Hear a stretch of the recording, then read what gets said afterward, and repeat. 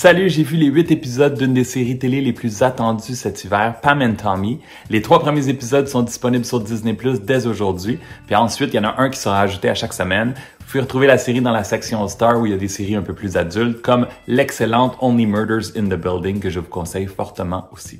Dans la série, il y a Lily James dans le rôle de Pamela Anderson. On l'a vu au cinéma, entre autres, dans le rôle principal dans Cinderella en 2015 et aussi dans Baby Driver en 2017. Il y a aussi Sebastian Stan qui campe Tommy Lee. Et lui, on l'a vu au cinéma, entre autres, dans I, Tonya en 2017 et l'an dernier dans la série Marvel dans le rôle de Bucky dans The Falcon and the Winter Soldier.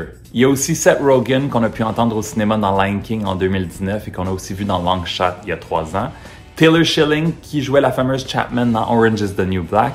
Et Fred Etchinger, qu'on a pu voir l'an dernier dans ma série préférée de 2021, The White Lotus. La série Pam and Tommy fait un retour sur le fameux scandale du sextape du couple qui était la star des journaux à potins dans les années 90 lorsque leur sextape de lune de miel a été divulgué au grand public. It's so private. It's like we're seeing something we're not supposed to be seeing, which is kind of what makes it so hot.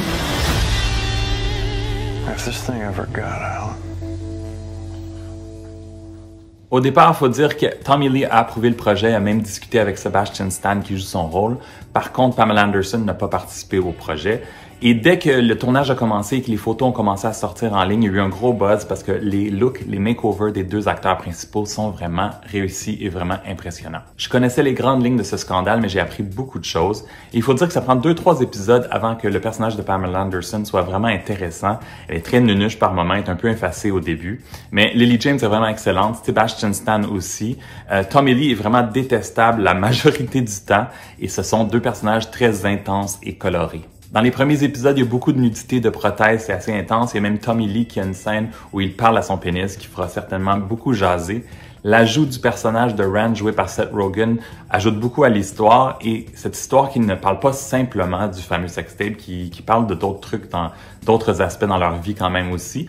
Et c'est une série qui est très drôle aussi par moments. La bande sonore est vraiment formidable. J'adore toutes les références à la culture pop de l'époque et au début de la technologie, au début de l'Internet, du piratage. Certains personnages, par contre, sont très caricatures, très cartoon. Ouf, les prothèses de Jay Leno, c'est pas joli. On dirait qu'on est dans un mauvais bye-bye.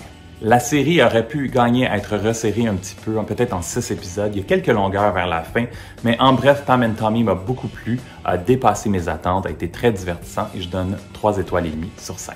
Si t'as aimé la vidéo, donne un thumbs up ou un like et dans les commentaires, dis-moi si t'as l'intention de voir la série. Si t'as commencé à la voir, qu'est-ce que tu en penses jusqu'à maintenant? Tu sais que tu peux me suivre sur ma page Facebook, sur mon compte Instagram, sur mon compte Twitter et abonne-toi à ma chaîne YouTube. On se retrouve dans quelques jours pour ma critique du film de Disney Encanto et aussi pour l'ouverture des cinémas et plusieurs critiques cinéma à venir. Enfin, à bientôt. Ciao! Not a big deal to me. I'm on that page, same as you. No, not like me or not.